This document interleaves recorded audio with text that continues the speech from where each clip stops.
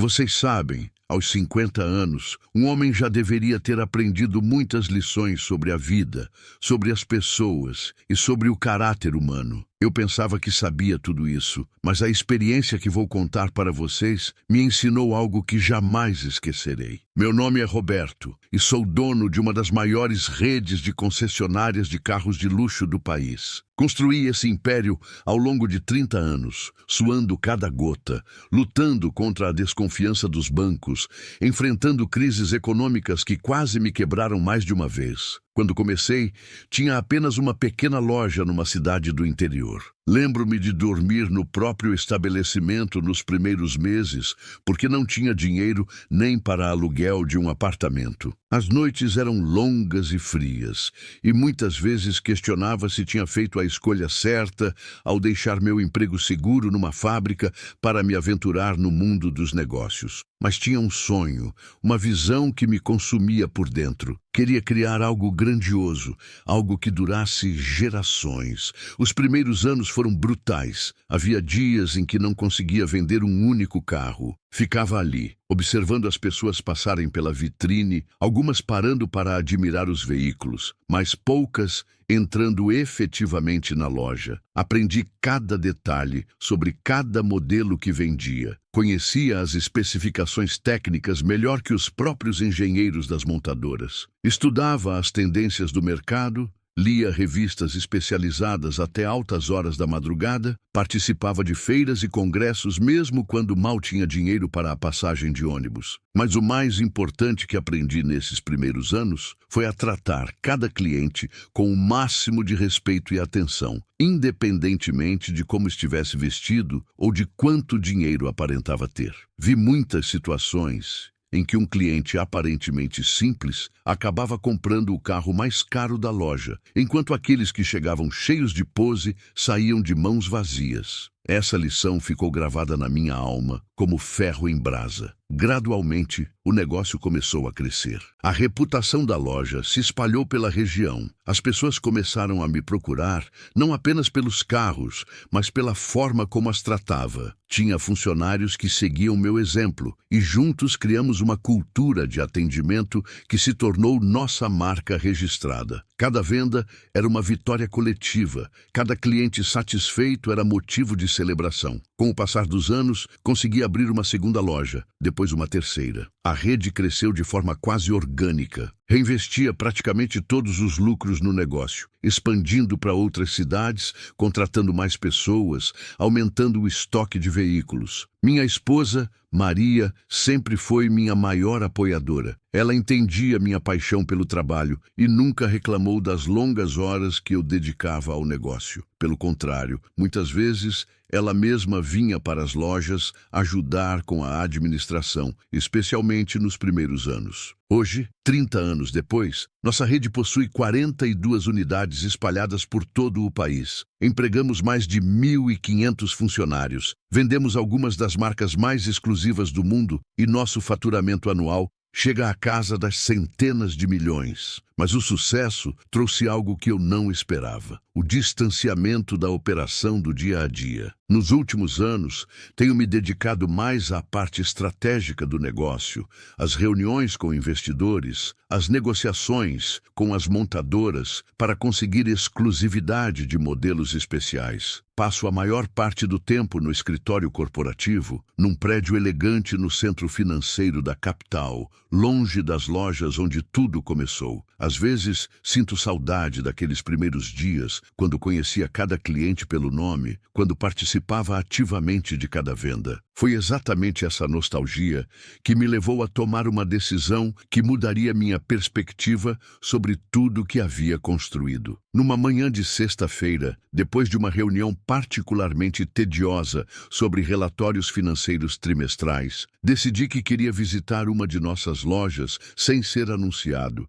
Queria ver com meus próprios olhos como os funcionários estavam tratando nossos clientes, se ainda mantinham os valores que eu havia tentado incutir na empresa desde o início. Escolhi uma de nossas unidades mais movimentadas, localizada numa região nobre da cidade. Era uma loja grande, moderna, com uma arquitetura impressionante e os carros mais exclusivos de nosso portfólio. Decidiu que não me identificaria como o dono da empresa. Queria uma experiência autêntica, ver como um cliente comum seria tratado. Mas aqui vem a parte que ainda me causa um aperto no peito quando lembro. Naquela manhã, por uma ironia do destino, eu estava vestido de forma bastante casual. Havia saído de casa cedo para uma caminhada no parque, como faço todas as manhãs para manter a forma e limpar a mente. Usava uma calça jeans desbotada, uma camiseta simples de algodão, tênis de corrida já bem gastos e um boné velho que ganhei numa feira de automóveis há mais de 10 anos. Quando cheguei ao estacionamento da concessionária, parei por um momento para observar o movimento. Era um dia de muito movimento, com vários clientes circulando entre os carros expostos no pátio externo. Vi famílias inteiras admirando os veículos, casais jovens tirando fotos ao lado dos modelos mais chamativos, executivos bem vestidos conversando com vendedores. O ambiente estava exatamente como eu gostava de ver, dinâmico, elegante e próspero. Respirei fundo e entrei na loja. O interior era ainda mais impressionante que o exterior. Piso de mármore lustrado, iluminação sofisticada que destacava cada curva dos automóveis expostos, música ambiente suave e ar-condicionado na temperatura perfeita. Os carros estavam dispostos como obras de arte num museu, cada um posicionado estrategicamente para causar o máximo impacto visual. Foi então que começou minha jornada de descoberta mais dolorosa e reveladora dos últimos anos. Caminhei até um dos carros expostos, um modelo esportivo italiano que custava mais de 2 milhões de reais. Era uma máquina absolutamente magnífica, com linhas perfeitas e um motor que era uma verdadeira obra de engenharia. Parei ao lado dele,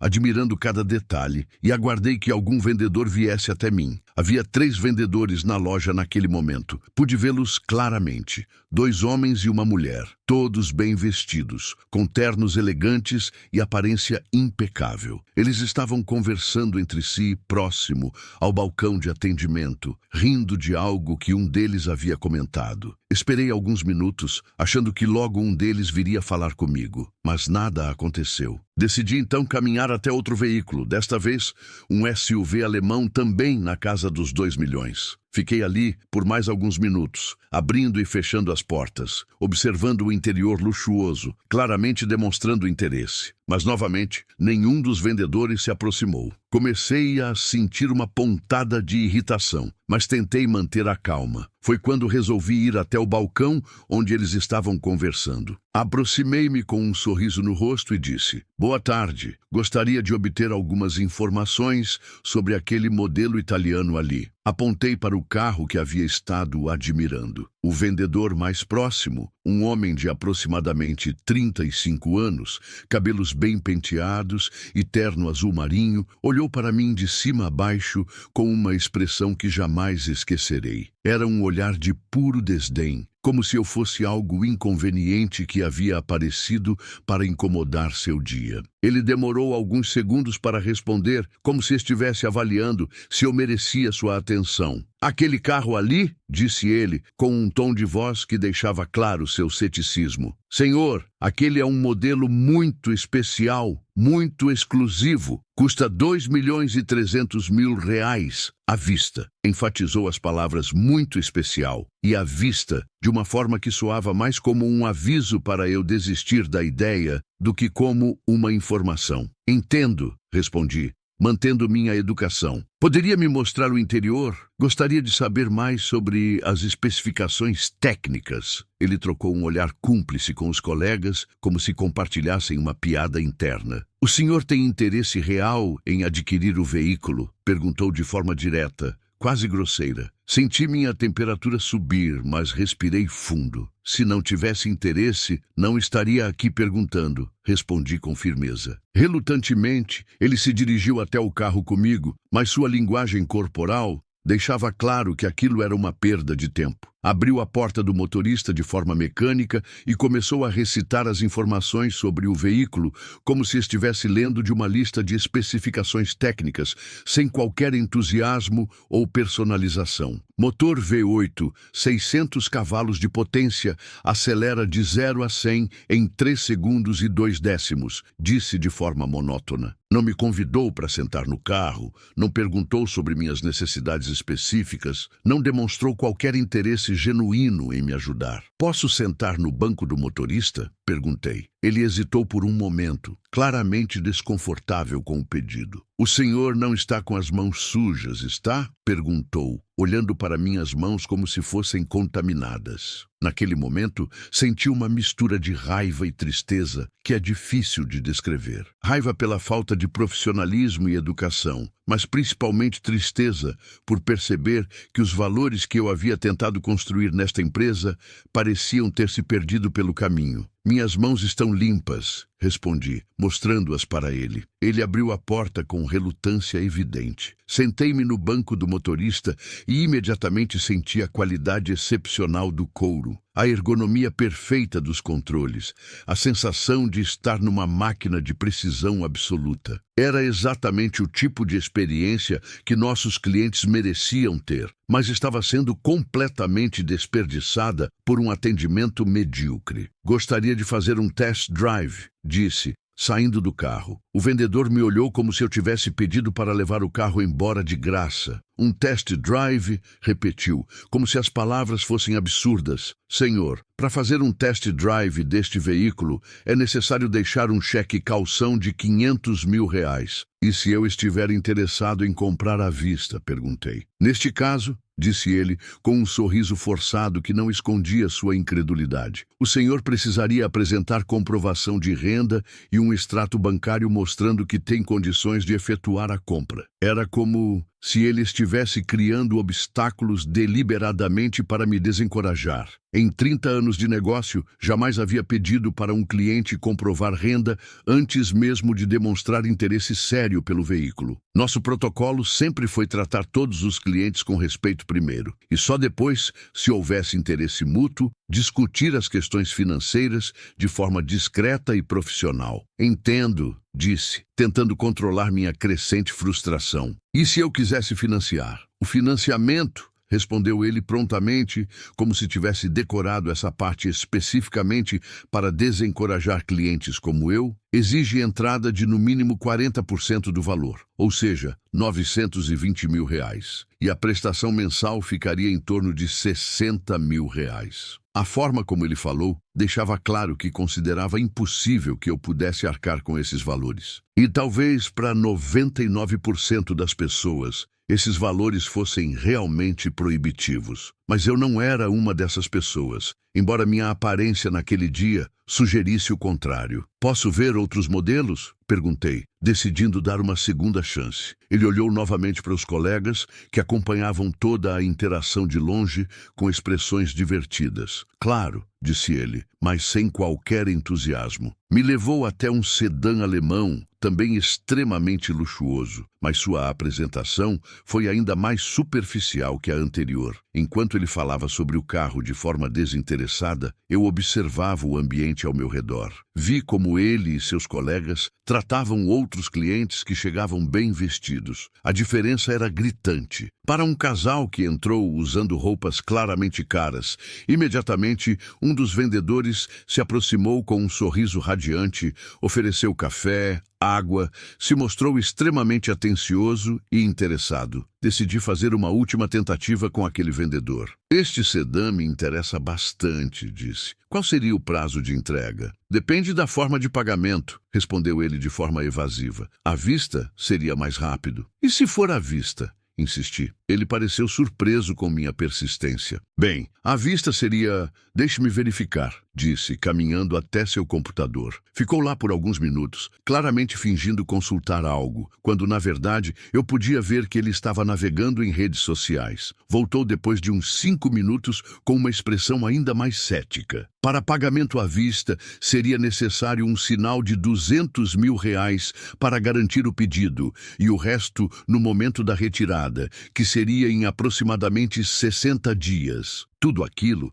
soava completamente absurdo. Nossos procedimentos padrão jamais exigiriam um sinal tão alto sem uma negociação prévia adequada. Ele estava claramente tentando me desencorajar com condições irreais. E se eu quisesse pagar tudo agora? Perguntei. Ele riu. Não foi um riso discreto ou contido. Foi um riso aberto, debochado, que chamou a atenção dos colegas e até de alguns clientes próximos. Senhor, disse ele, ainda sorrindo de forma desrespeitosa, este carro custa R$ 1.800.000. O senhor está falando de pagar quase 2 milhões à vista? Estou, respondi simplesmente. O riso dele ficou ainda mais alto. O senhor tem quase 2 milhões na conta? Perguntou, como se fosse a pergunta mais ridícula do mundo. Naquele momento, senti que tinha visto o suficiente deste primeiro vendedor. Havia uma parte de mim que queria revelar quem eu era ali mesmo, mostrar meu documento de identidade,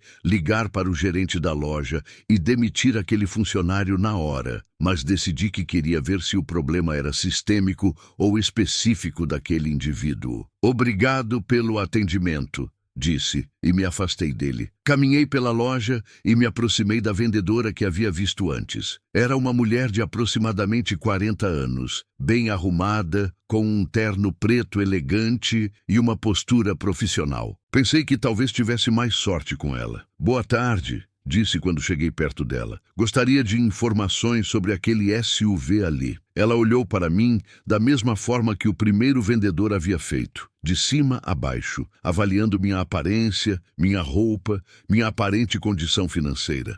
A expressão em seu rosto mudou rapidamente de profissional para desdenhosa.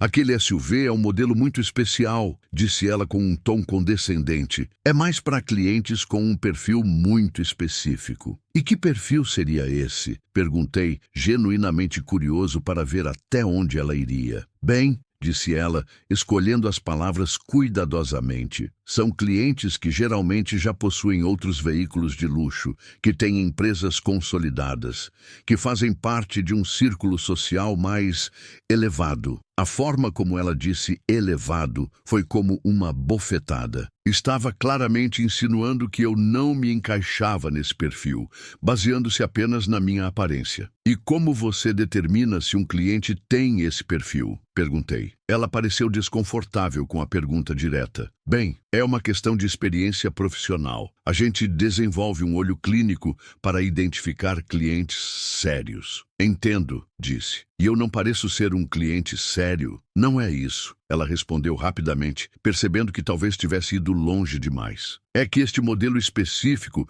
tem uma lista de espera muito grande e preferimos trabalhar com clientes que já conhecemos ou que vêm por indicação. Mais mentiras. Eu sabia perfeitamente que tínhamos aquele modelo em estoque e que não havia lista de espera. Ela estava inventando desculpas para não me atender adequadamente. E se eu trouxesse uma indicação? Perguntei, testando até onde ela iria com as desculpas. Dependeria de quem indicasse, disse ela com um sorriso falso. E se fosse o próprio dono da empresa? Perguntei, observando sua reação cuidadosamente. Ela riu como se eu tivesse contado uma piada. O dono da empresa? Repetiu. O senhor conhece o Roberto Silva? Ouvir meu próprio nome sendo dito dessa forma, com esse tom de incredulidade, foi surreal. Conheço sim, respondi calmamente. Ah, entendi, disse ela, claramente não acreditando em mim. O senhor é amigo pessoal do Roberto Silva. Que interessante. O sarcasmo em sua voz era evidente. Era como se ela estivesse lidando com um mitomaníaco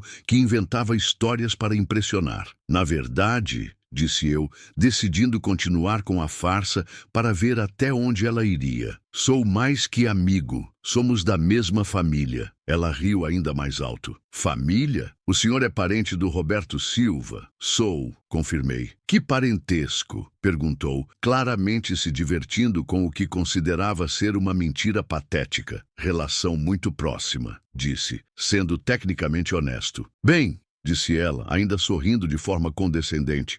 Se o senhor realmente fosse parente do dono da empresa, tenho certeza de que seria tratado de forma muito diferente aqui. Mas já que não é o caso, Que tal olharmos alguns modelos mais acessíveis? A palavra acessíveis foi pronunciada com um tom que deixava claro que ela me considerava alguém que não tinha condições de comprar os carros premium da loja. Naquele momento, decidi que já tinha visto o suficiente dela também, mas ainda queria testar o terceiro vendedor para ter uma amostra mais completa do que estava acontecendo na loja. Obrigado pelo seu tempo, disse, e me afastei dela também. O terceiro vendedor era um homem jovem, aparentava ter uns 25 anos, com um terno cinza e um relógio caro no pulso. Quando me aproximei dele, percebi que ele havia observado minhas interações anteriores com os colegas e já tinha uma expressão de tédio no rosto antes mesmo de eu começar a falar. Boa tarde, disse. Gostaria de saber sobre as condições de financiamento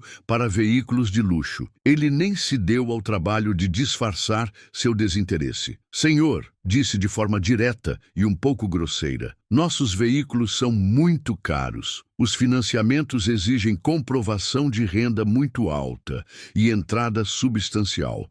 O senhor tem ideia dos valores envolvidos? Tenho uma noção, respondi, mas gostaria de informações específicas. Ele suspirou como se eu estivesse desperdiçando seu tempo. Nossos carros variam de 800 mil a 5 milhões de reais. As prestações podem chegar a 100 mil reais por mês. O senhor trabalha com o quê? A pergunta foi feita de uma forma tão direta e invasiva que me pegou de surpresa. Em todos os meus anos no ramo, jamais ensinei meus funcionários a abordarem clientes dessa maneira. Tenho alguns negócios, respondi vagamente. Que tipo de negócios? Insistiu ele, como se fosse um interrogatório. Negócios diversos. Mantive a resposta genérica. Ele balançou a cabeça negativamente. Olha, senhor, vou ser direto com o senhor. A gente recebe muitas pessoas aqui que vêm só para olhar os carros, tirar fotos para as redes sociais, se sentir importantes por alguns minutos. Mas no final das contas, não tem condições reais de comprar nada. O senhor me parece ser uma dessas pessoas. As palavras dele foram como um soco no estômago, não pela ofensa pessoal. Eu sabia quem eu era e o que havia conquistado na vida, mas sim pela constatação de que os funcionários da minha própria empresa estavam tratando potenciais clientes de uma forma totalmente oposta a tudo que eu havia tentado construir ao longo de 3 décadas. E por que o senhor acha isso? Perguntei, tentando manter a calma. É óbvio, disse ele, gesticulando na minha direção. A forma como o senhor se veste, o jeito que fala, as perguntas que faz. Está escrito na testa que o senhor não tem dinheiro para comprar nossos carros. Naquele momento, senti que tinha ouvido o suficiente. 3 funcionários, 3 formas diferentes de desrespeito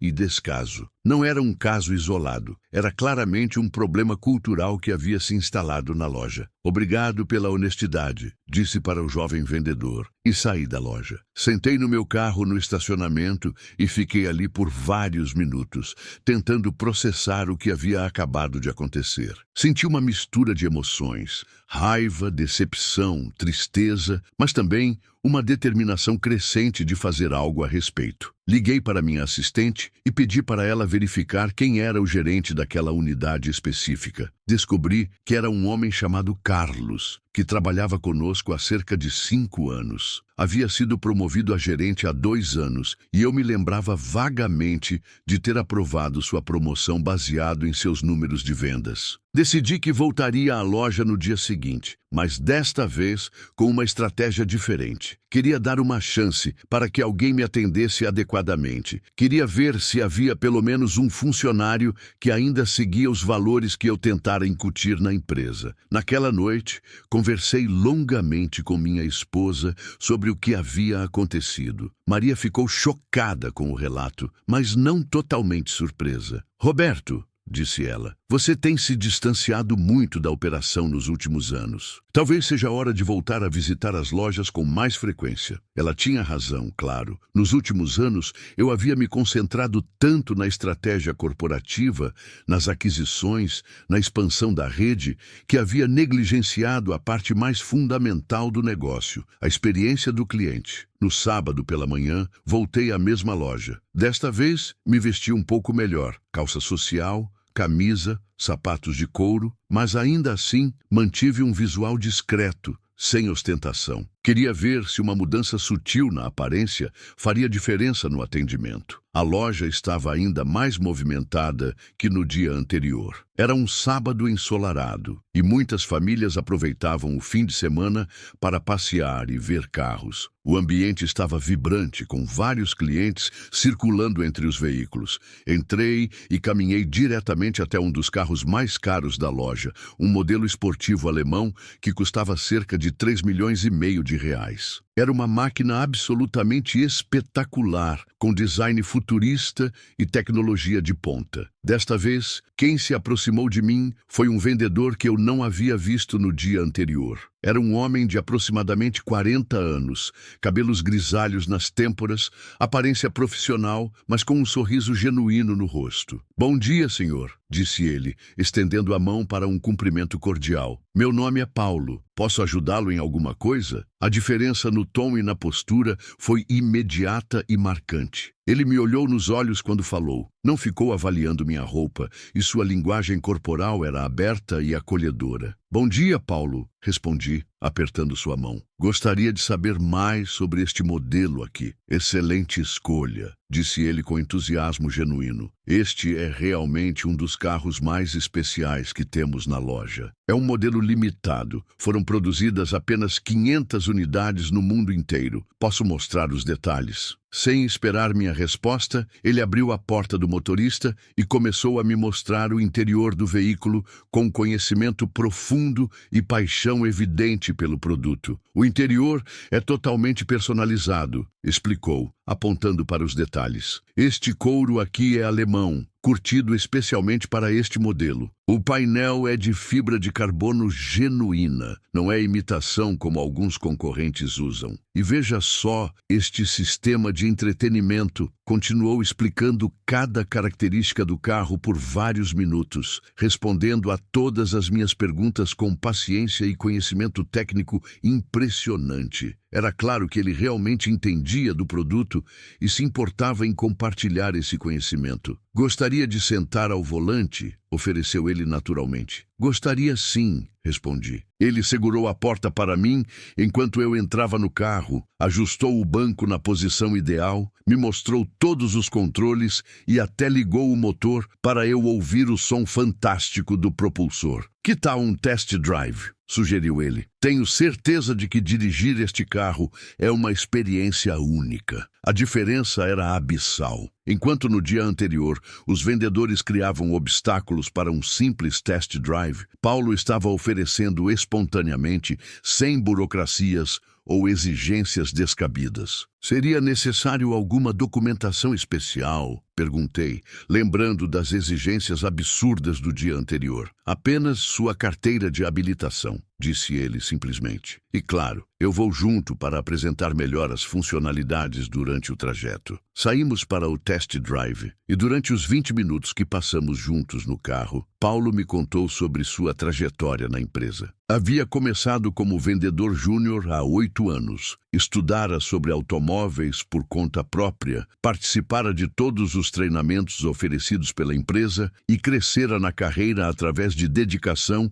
e resultados consistentes. "Aprendi desde cedo", disse ele enquanto dirigíamos, "que nosso trabalho não é vender carros. Nosso trabalho é realizar sonhos. Cada pessoa que entra na loja tem uma história, tem motivações específicas. Alguns querem um carro para impressionar, outros buscam performance, alguns valorizam o conforto. Nossa função é entender essas necessidades e conectar a pessoa com o veículo certo." As palavras dele ecoaram em minha mente. Era exatamente a filosofia que eu havia tentado implementar desde o início da empresa. Era reconfortante saber que pelo menos algumas pessoas ainda carregavam esses valores. Quando voltamos à loja, Paulo continuou com o atendimento exemplar. Me mostrou as opções de personalização disponíveis, explicou detalhadamente as condições de financiamento e até me apresentou alguns acessórios opcionais que poderiam interessar. "Posso fazer uma proposta?", disse ele, depois que discutimos todas as especificações. Claro, respondi. Ele pegou uma calculadora e começou a trabalhar os números na minha frente, explicando cada item do orçamento de forma transparente. Não havia taxas ocultas, surpresas desagradáveis ou tentativas de me empurrar produtos desnecessários. Para pagamento à vista, disse ele, posso oferecer um desconto de R$200 mil sobre o preço de tabela. Ficaria em R$3.300.000. Se preferir financiado, posso trabalhar com uma entrada de R$800 mil e o restante em 48 parcelas de R$62 mil. As condições eram justas e transparentes. Era assim que nossos negócios deveriam ser conduzidos sempre. É uma proposta muito boa, disse. Posso pensar um pouco sobre a forma de pagamento? Claro que sim, respondeu ele prontamente. Não há pressa alguma. Esta é uma decisão importante e é natural que o senhor queira ponderar todas as opções. Naquele momento, tomei uma decisão. Iria comprar o carro ali mesmo, com Paulo, mas antes queria saber um pouco mais sobre ele e sobre sua perspectiva da empresa. Paulo, disse, você trabalha há 8 anos aqui. Como vê a evolução da empresa nesse período? Ele pensou por um momento antes de responder. Olha, senhor, vou ser honesto. Nos primeiros anos, sentia que havia uma cultura muito forte de atendimento de excelência. Todos os funcionários pareciam estar alinhados com os mesmos valores, tratando cada cliente como se fosse a pessoa mais importante do mundo. Mas, nos últimos tempos, percebo que alguns colegas mudaram a abordagem. Como assim? Perguntei, fingindo não entender. Bem, disse ele olhando ao redor para se certificar de que ninguém estava ouvindo. Alguns vendedores aqui desenvolveram o hábito de julgar os clientes pela aparência. Se a pessoa não está vestida com roupas caras ou dirigindo um carro luxuoso, já assumem que ela não tem condições de comprar nossos veículos. Eu discordo completamente dessa abordagem. E por que discorda? Porque já vi muitas situações em que pessoas aparentemente simples acabaram comprando os carros mais caros da loja. Uma vez, atendi um senhor que chegou aqui de ônibus, vestindo uma roupa bem humilde. Meus colegas riram quando me viram dando atenção para ele. No final, ele comprou 3 carros de uma vez só. Um para ele, um para a esposa e um para o filho. Era dono de uma empresa de reciclagem e tinha acabado de vender o negócio por uma fortuna. A história me tocou profundamente. Era exatamente o tipo de situação que eu sempre alertava meus funcionários para não acontecer. Paulo claramente entendia isso. Além disso, continuou ele, acho que nosso trabalho não é julgar quem tem ou não dinheiro. Nosso trabalho é tratar todas as pessoas com respeito e dar a elas a melhor experiência possível. Se ela não comprar hoje, talvez compre amanhã. Se ela não comprar para ela, talvez indique um amigo. O mercado de carros de luxo não é tão grande assim. Todo mundo se conhece, todo mundo comenta sobre o atendimento que recebeu. Suas palavras eram música para meus ouvidos. Era exatamente a mentalidade que eu queria que todos os meus funcionários tivessem. Paulo, disse, você me convenceu. Quero comprar este carro. Seus olhos se iluminaram com uma alegria genuína. Sério, que ótima notícia. O senhor vai ficar muito satisfeito com esta escolha. Quero pagar à vista, disse. Perfeito, vou preparar toda a documentação.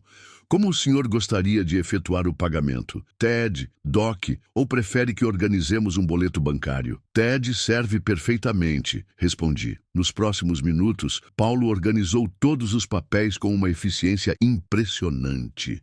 Explicou cada documento que eu estava assinando, me manteve informado sobre cada etapa do processo e tratou toda a transação com o profissionalismo que nossos clientes mereciam. Quando chegou a hora de efetuar o pagamento, Paulo me acompanhou até uma sala reservada onde eu poderia fazer a transferência bancária com privacidade. Foi então que decidi que era hora de revelar minha identidade. Paulo, disse, antes de começar a operação bancária. Preciso lhe contar algo. Claro, senhor. O que seria? Meu nome é Roberto Silva. Ele me olhou com curiosidade, sem entender imediatamente a implicação. Eu sou o dono desta rede de concessionárias. O rosto dele passou por uma série de expressões em poucos segundos. Confusão, incredulidade, realização e, finalmente, um misto de choque e preocupação. O senhor está falando sério? Perguntou com a voz trêmula. Completamente sério, respondi, tirando meu documento de identidade da carteira e mostrando para ele. Paulo olhou o documento, depois para mim, depois para o documento novamente. Suas mãos começaram a tremer ligeiramente. Meu Deus! Murmurou. O senhor é realmente o dono da empresa. Eu não sabia. O senhor estava me testando? Em parte, sim, admiti. Mas não era um teste específico para você. Era um teste para a empresa como um todo. E você, Paulo, passou com louvor. Expliquei para ele toda a situação. Como havia chegado na véspera vestido casualmente, como havia sido tratado pelos outros 3 vendedores e como sua abordagem havia sido completamente diferente. Os outros vendedores me julgaram pela aparência e me trataram com desrespeito, contei. Você me tratou como um cliente valioso desde o primeiro momento, independentemente de como eu estava vestido. Paulo ficou em silêncio por alguns momentos, processando tudo o que eu havia dito. Senhor Roberto, disse finalmente, eu sempre tentei seguir os valores que acredito que a empresa representa. Nunca imaginei que o senhor estava observando. E é exatamente por isso que seu atendimento foi tão autêntico, respondi. Você não estava fingindo ser profissional porque o dono estava presente. Você é genuinamente profissional. Efetuei a transferência dos R$3.300.000 ali mesmo na frente dele. Quando a confirmação da transação apareceu na tela, Paulo quase caiu da cadeira. O senhor realmente comprou o carro, disse, ainda incrédulo. Comprei sim, e você acabou de ganhar a maior comissão da sua carreira. A comissão sobre uma venda de R$3.300.000 seria de aproximadamente R$165.000, mais do que muitas pessoas ganham em um ano inteiro. Mas eu não havia terminado. Paulo disse, quero fazer mais algumas coisas. Primeiro, quero que você seja promovido a gerente de vendas desta unidade. Seus olhos se arregalaram. Gerente de vendas? Mas o Carlos não está mais conosco a partir de hoje, disse firmemente. Vou explicar a situação para ele em alguns minutos. Senhor Roberto, eu não sei o que dizer. Ainda não terminei, continuei. Além da promoção, quero lhe dar um bônus especial de R$100.000 pelo atendimento exemplar que me deu hoje. Paulo começou a chorar. Lágrimas rolavam pelo seu rosto enquanto ele tentava encontrar palavras para expressar sua gratidão. Senhor Roberto, disse entre lágrimas, o senhor não faz ideia do que isso significa para mim. Minha esposa está grávida do nosso segundo filho. Estamos pagando o financiamento da casa e eu estava preocupado se conseguiria dar para minha família tudo o que ela merece. Sua emoção me tocou profundamente. Era para isso que eu havia construído essa empresa, para proporcionar oportunidades para pessoas como Paulo, pessoas dedicadas e íntegras que mereciam ser reconhecidas e recompensadas. Paulo, disse, colocando a mão em seu ombro, você merece tudo isso e muito mais. Quero que você seja um exemplo para todos os outros funcionários da empresa. Depois de concluir todas as questões relacionadas à compra e à promoção de Paulo, chegou a hora de lidar com os 3 vendedores que haviam me atendido mal no dia anterior. Pedi para Paulo chamar o gerente Carlos e os 3 vendedores para uma reunião na sala de conferências da loja. Quando todos estavam reunidos, me apresentei formalmente. A reação foi de choque absoluto. O gerente Carlos empalideceu instantaneamente. Os 3 vendedores, o homem de terno azul, a mulher de terno preto e o jovem, pareciam ter visto um fantasma. Senhores, comecei calmamente. Ontem estive nesta loja como um cliente comum. Gostaria de compartilhar com vocês a experiência que tive. Relatei detalhadamente cada interação, cada comentário desrespeitoso, cada momento de desdém que havia experimentado. À medida que eu falava, podia ver o desespero crescendo nos rostos deles. O primeiro vendedor, o do terno azul, tentou se justificar. Senhor Roberto, eu não sabia que era o senhor. Se soubesse... Exato, interrompi. Você não sabia que era eu. E é exatamente esse o problema. Vocês só tratam bem os clientes quando sabem que são importantes. Mas todos os nossos clientes são importantes, independentemente de como estão vestidos ou de quanto dinheiro aparentam ter. A vendedora tentou falar. Senhor Roberto, por favor, me dê uma chance de explicar. Não há explicação que justifique o tratamento que recebi, disse firmemente. Vocês julgaram um cliente potencial pela aparência,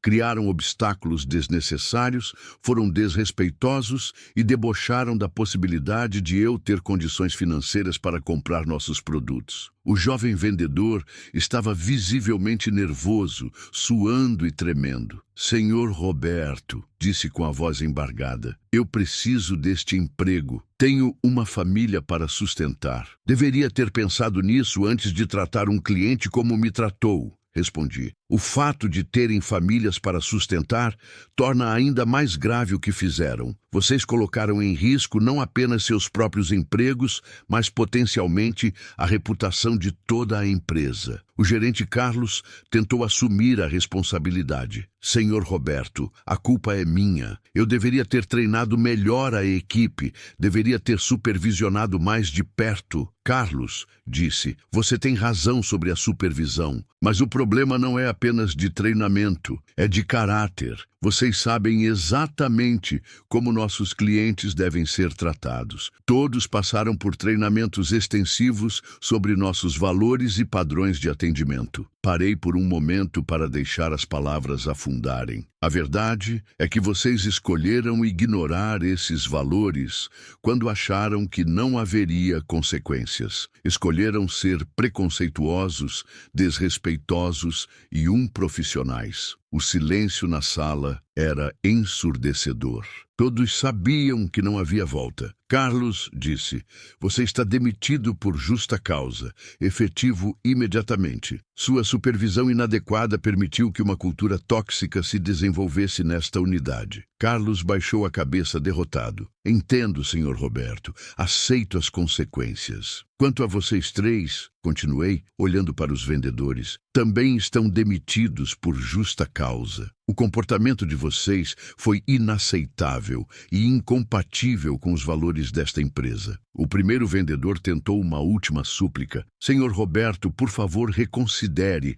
Prometo que vou mudar, que nunca mais vou tratar um cliente assim. A mudança deveria ter acontecido há muito tempo, respondi. Vocês tiveram anos para demonstrar profissionalismo e escolheram o caminho do preconceito e do desrespeito. A vendedora começou a chorar. Senhor Roberto, eu tenho filhos pequenos e eu tenho uma empresa para proteger, disse sem me abalar. Cada cliente que vocês trataram mal poderia ter espalhado histórias negativas sobre nossa empresa. Cada pessoa que saiu daqui se sentindo desrespeitada representa um dano à reputação que levei 30 anos para construir. O jovem vendedor estava praticamente em pânico. Senhor Roberto, eu sou novo na profissão, ainda estou aprendendo. Respeito e educação não são coisas que se aprendem no trabalho. Respondi. São valores básicos que você deveria ter trazido de casa. Pedi para o Departamento de Recursos Humanos ser acionado para formalizar as demissões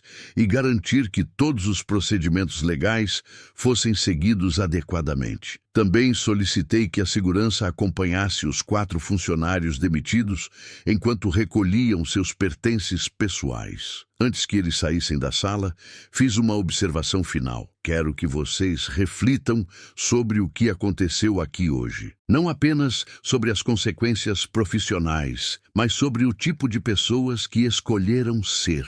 O preconceito e a falta de empatia não prejudicam apenas os outros, prejudicam vocês mesmos. Depois que eles saíram, fiquei sozinho na sala por alguns minutos, refletindo sobre tudo o que havia acontecido. Era uma situação triste, mas necessária. Não podia permitir que funcionários com essas atitudes continuassem representando minha empresa. Paulo entrou na sala, ainda processando tudo o que havia acontecido. Senhor Roberto, disse, sei que não é minha posição questionar suas decisões, mas foi muito doloroso ver os colegas sendo demitidos assim. Paulo, respondi, entendo sua compaixão, e ela é uma das qualidades que me fazem acreditar que você será um excelente gerente. Mas às vezes, um líder precisa tomar decisões difíceis para proteger algo maior. Expliquei para ele que tolerância zero com preconceito e desrespeito não era apenas uma questão de princípios, mas uma necessidade comercial. Se permitirmos que funcionários tratem clientes mal baseado na aparência, estamos criando um precedente perigoso. Quantos clientes potenciais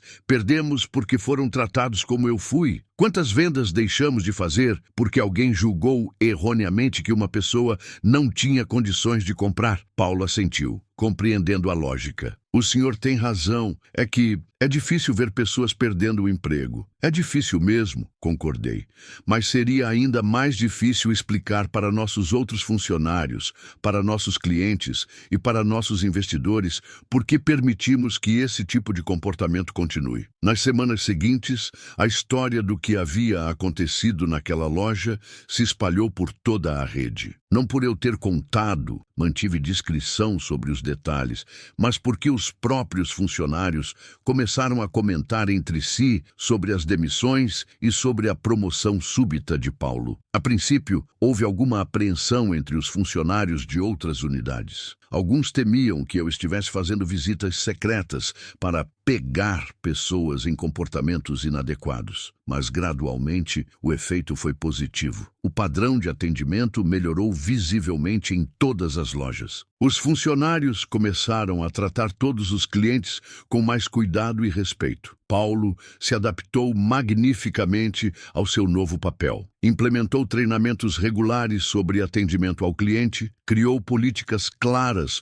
sobre como abordar diferentes tipos de clientes e estabeleceu um sistema de feedback que permitia aos clientes avaliarem o atendimento recebido. 3 meses depois do incidente, retornei à mesma loja para ver como as coisas estavam evoluindo. A diferença era notável. Todos os funcionários, incluindo os novos contratados para substituir os demitidos, demonstravam um nível de profissionalismo e cortesia exemplar. Observei discretamente enquanto diferentes tipos de clientes eram atendidos. Vi um jovem casal, aparentemente com poucos recursos financeiros, sendo tratado com a mesma atenção e respeito que um empresário bem vestido que chegou logo depois. Vi uma senhora idosa, vestindo roupas simples, recebendo uma explicação detalhada e paciente sobre os diferentes modelos disponíveis. Era exatamente assim que eu sempre havia sonhado que minha empresa funcionasse. Paulo havia se tornado mais do que um gerente competente, havia se tornado um verdadeiro líder. Vi como ele orientava os novos funcionários, como dava feedback construtivo, como celebrava as vitórias da equipe. Sua loja havia se tornado a mais produtiva da rede, não apenas em volume de vendas, mas em satisfação do cliente. 6 meses depois, promovi Paulo a diretor regional, responsável por supervisionar 10 unidades. Ele trouxe sua filosofia de atendimento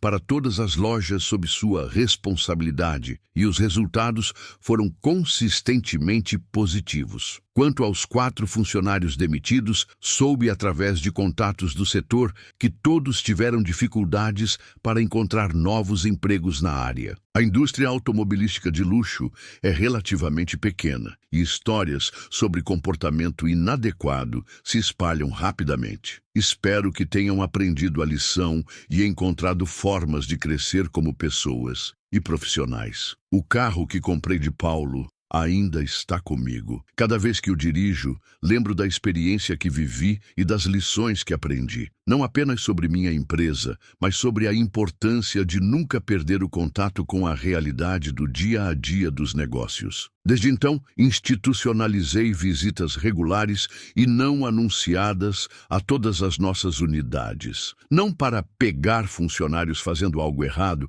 mas para garantir que os valores que construímos ao longo de 3 décadas continuem vivos em todas as nossas operações. Também implementei um programa de cliente misterioso, permanente, onde pessoas contratadas especificamente para isso visitam nossas lojas, se passando por clientes comuns e avaliam a qualidade do atendimento. Os resultados são compartilhados com todos os gerentes e funcionários que se destacam positivamente recebem reconhecimento e bonificações. A experiência me ensinou que o sucesso empresarial não é apenas sobre números de vendas ou lucros, é sobre criar uma cultura organizacional sólida, baseada em valores genuínos, que se mantém consistente mesmo quando o líder não está presente. Aprendi que é fácil perder o rumo quando você se afasta das operações cotidianas. É fácil assumir que as coisas estão funcionando bem apenas porque os números financeiros são positivos. Mas a verdadeira saúde de uma empresa se reflete na forma como ela trata seus clientes no dia a dia, especialmente aqueles que aparentam ser menos importantes. Hoje, nossa rede é reconhecida não apenas pela qualidade dos veículos que vendemos, mas pelo padrão de atendimento que oferecemos. Recebemos prêmios da indústria, reconhecimento das montadoras parceiras e, principalmente, a fidelidade e recomendação de nossos clientes. Paulo continua crescendo na empresa e já está sendo preparado para assumir a diretoria nacional de vendas. Sua história se tornou um exemplo inspirador para todos os nossos funcionários. Independentemente de onde você começa, o comportamento íntegro e o trabalho dedicado sempre são reconhecidos e recompensados. A história que compartilhei com vocês hoje não é apenas sobre uma experiência pessoal desagradável ou sobre funcionários sendo demitidos.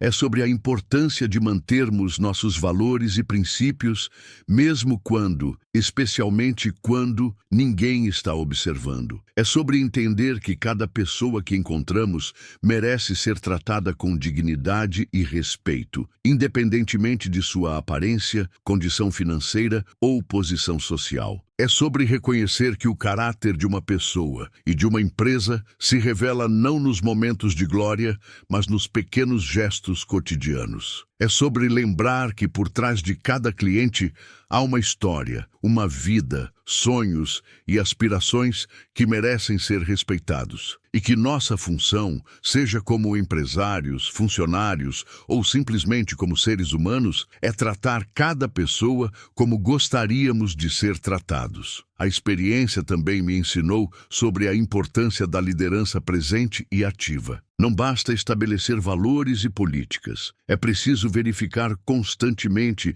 se eles estão sendo vividos na prática. É preciso estar presente, observar, ouvir e agir quando necessário. Hoje, aos 50 anos, posso dizer com orgulho que construímos não apenas uma empresa de sucesso financeiro, mas uma organização que faz a diferença positiva na vida das pessoas, tanto funcionários quanto clientes. E isso, para mim, é o verdadeiro significado do sucesso empresarial. A jornada continua e cada dia traz novas oportunidades de aprendizado e crescimento. Mas as lições fundamentais sobre respeito, integridade e tratamento digno ao próximo permanecerão sempre como os pilares que sustentam tudo que construímos. Espero que esta história inspire vocês a refletirem sobre suas próprias atitudes e comportamentos, seja no ambiente profissional ou pessoal. Cada um de nós tem o poder de fazer a diferença na vida de outras pessoas através de nossas escolhas diárias, de como tratamos aqueles que cruzam nosso caminho. E lembrem-se sempre, nunca sabemos quem está do outro lado. A pessoa que vocês julgam pela aparência hoje pode ser exatamente aquela